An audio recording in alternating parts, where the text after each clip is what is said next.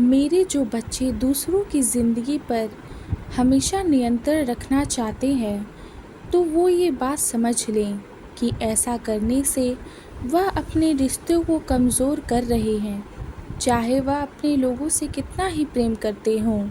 लेकिन अगर तुम उनके ऊपर नियंत्रण रखना चाहोगे और उनसे सबके सामने गलत तरीके से बात करोगे या चिल्लाओगे, तो उनका मन दुखी होगा और तुम्हारे रिश्तों पर उनका बहुत प्रभाव पड़ेगा। इसीलिए कभी तुम उन्हें समझो और कभी वो तुम्हें समझेंगे। इस तरह संयम बनाकर जीवन में एक दूसरे के साथ संतुलन बनाकर जियो, तो तुम्हारा जीवन आसानी से गुजर जाएगा बच्चे। और मेरे कुछ बच्चे इस बात से दुखी होते हैं कि वह कभी-कभी कुछ दिनों के लिए मेरी पूजा नहीं कर पाते हैं, जिस तरह वो रोज़ करते हैं। तो बच्चे, एक बात समझ लो, जो सेवा तुम मेरी करते हो, तो वह मैं ही तुमसे करवाता हूँ।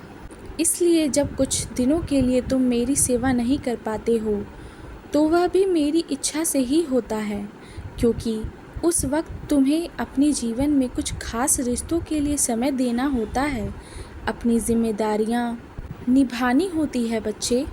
इसीलिए दुखी ना हो, क्योंकि मैं भी तुमसे उसी तरह प्रेम करता हूँ जिस तरह तुम मुझसे करते हो। मेरे बच्चे, मैं कभी कभी तुम्हारे जीवन में ऐसी परिस्थिति खड़ी कर देता हूँ जिससे तुम्हें परेशानी तो अवश्य होती है, पर वहीं वो परिस्थिति तुम्हारे आसपास के लोगों का असली रंग दिखा जाती है। और यही लोग जो तुम्हें अपने से लगते हैं, सही में तुम्हारे अपने नहीं होते। मेरे बच्चे, उन लोगों पर ध्यान दो जो हमेशा तुम्हारे साथ खड़े रहते हैं किसी भी परिस्थिति में। तुम्हें इन्हीं लोगों को पहचान कर अपना जीवन इनके साथ व्यतीत करना है।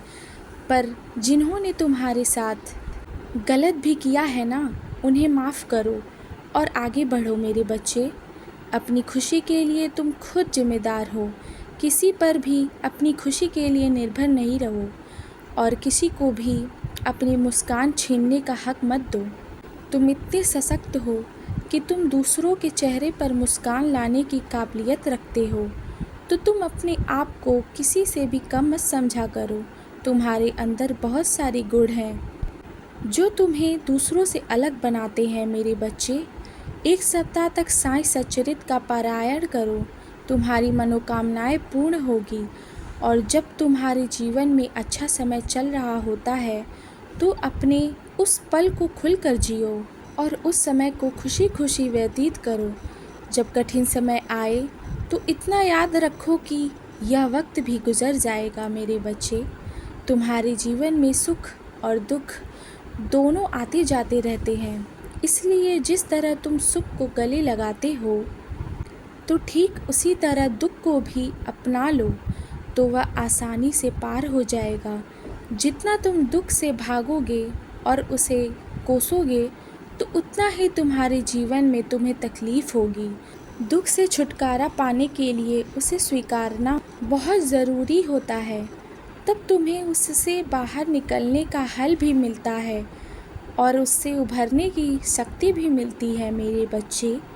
दुख की तरफ ध्यान ना देकर उसका हल निकालने की कोशिश करो और उस पर काम करो। बहुत सालों पहले जो तुम्हें दुख मिले थे और उसकी वजह से जो घाव तुम्हारे मन में अभी भी हैं, उनसे बाहर निकलने का वक्त आ गया है बच्चे। तुम्हारा वह वक्त गुजर चुका है और अब तुम एक मजबूत इंसान बन गए हो। तो बच्चे, उन सबको भूलकर आगे बढ़ो और जब मैं तुम्हारे साथ हूँ, तो तुम्हारे जीवन में सब कुछ अच्छा होगा। और आगे तुम्हारे जीवन में मैंने ढेर सारी खुशियाँ लिखी हैं बच्चे।